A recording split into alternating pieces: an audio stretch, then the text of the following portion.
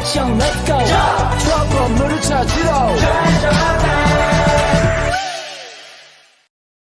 Assalamualaikum warahmatullahi wabarakatuh. Salam sejahtera untuk kita semua. Saya Heriadis, mahasiswa alih program jurusan Manajemen Transportasi Laut di Universitas Trisakti. Pada kesempatan kali ini saya akan melaksanakan tugas terkait tren transportasi dan logistik.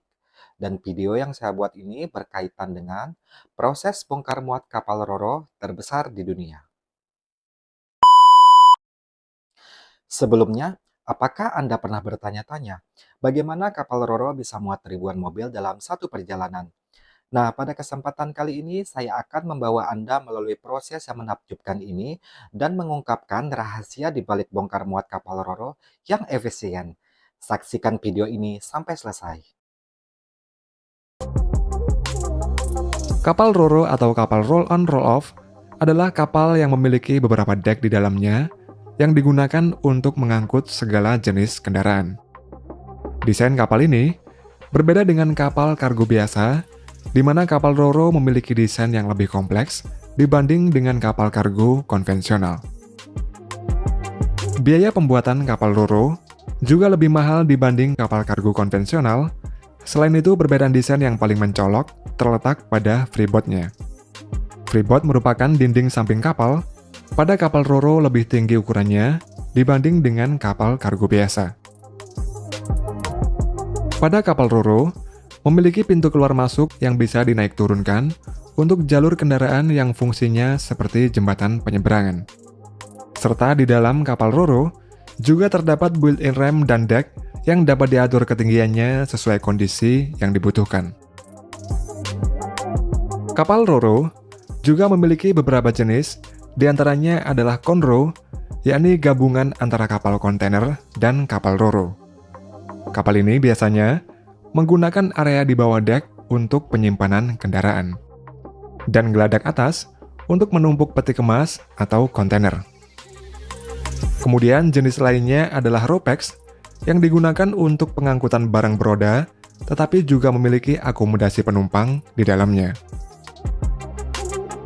Salah satu kapal ro-ro yang terbesar adalah buatan Hoek Autoliner yang dapat mengangkut lebih dari 6.900 mobil ukuran standar.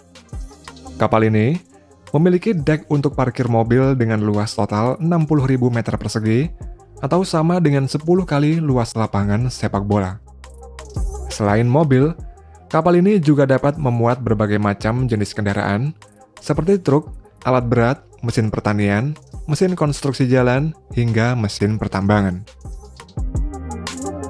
Dalam proses bongkar muat yang memiliki ukuran yang sangat besar, perusahaan Hoek Autoliner mengembangkan roll trailer yang dibuat khusus agar dapat menyesuaikan.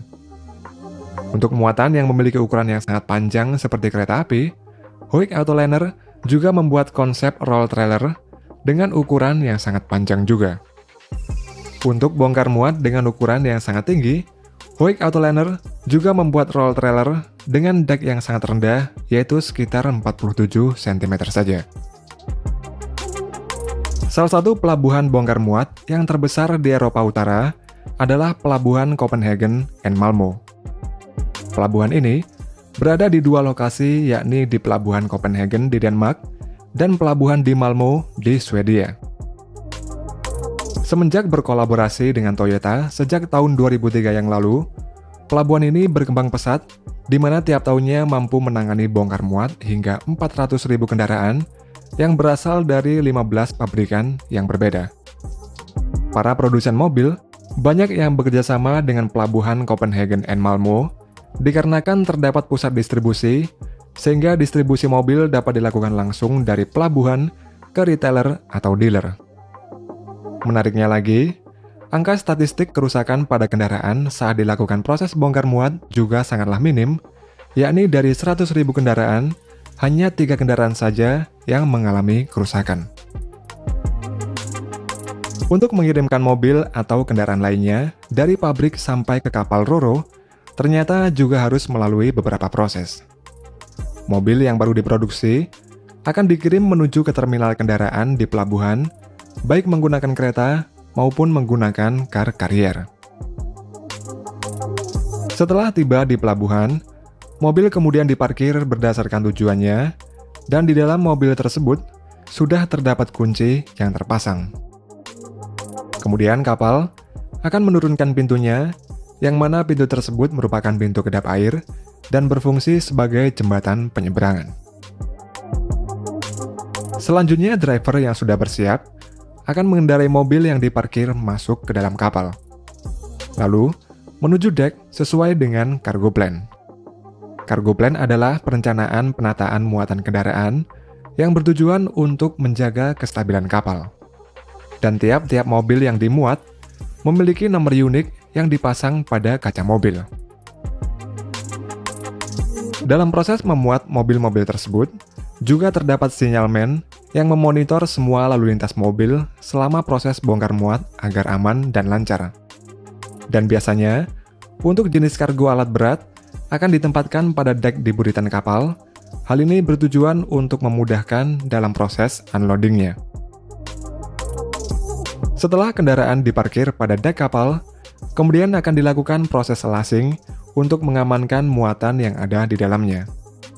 Lasing bertujuan agar muatan tidak bergerak. Selama proses lasing ini, mobil harus diikat dengan kencang, karena jika longgar maka muatan dapat mengalami kerusakan selama perjalanan.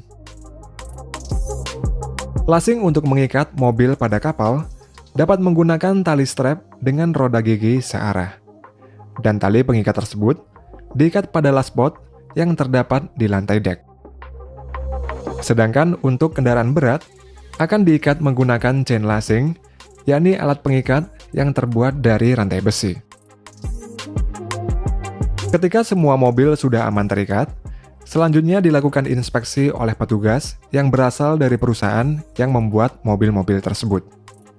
Selain itu, juga dilakukan inspeksi apakah semua mobil sudah terikat sempurna, dan dilakukan pengecekan untuk memastikan tidak adanya kebocoran pada mobil-mobil itu. Setelah inspeksi selesai, maka kapal Ro-Ro dapat berangkat menuju ke lokasi yang telah ditentukan. Ketika kapal Ro-Ro tiba di pelabuhan yang dituju, maka dilakukan proses unloading, di mana dalam prosesnya para petugas lasing akan membuka tali pengaman. Kemudian, mobil dibawa ke production shop untuk dilakukan inspeksi lagi untuk memeriksa jika terdapat kerusakan. Setelah inspeksi, mobil baru tersebut akan diberi sentuhan akhir sesuai dengan pesanan konsumen, barulah kemudian akan dikirim ke showroom-showroom yang telah ditentukan. Dalam proses bongkar muat mobil, selain menggunakan kapal Ro-Ro, juga dapat menggunakan kapal kargo biasa. Dalam prosesnya, mobil akan dimasukkan ke dalam kontainer terlebih dahulu, kemudian kontainer dibawa menuju ke kapal kargo. Dalam proses memuat kendaraan ke dalam kontainer, mereka menggunakan sistem yang bernama air-racks, yaitu sebuah rak dengan menggunakan katrol yang didesain khusus di dalam kontainer. Dengan menggunakan sistem tersebut, mereka tidak membutuhkan forklift untuk memasukkan mobil ke dalam kontainer. Proses memasukkan kendaraan ke dalam kontainer juga terbilang cepat, yakni mobil pertama akan masuk ke dalam kontainer menuju rak yang terpasang di dalam kontainer. Selanjutnya, mobil tersebut akan dinaikkan ke atas menggunakan chain block pada air-rack dengan cara manual oleh para pekerja. Ketika selesai, kemudian mobil kedua akan masuk ke dalam kontainer dan berada di bawah mobil yang pertama tadi. Lalu dilanjutkan, memasukkan mobil ketiga dan keempat yang prosesnya sama seperti di awal tadi. Dan penggunaan sistem ini dalam bongkar muat kendaraan terbukti lebih efisien dibandingkan dengan cara konvensional.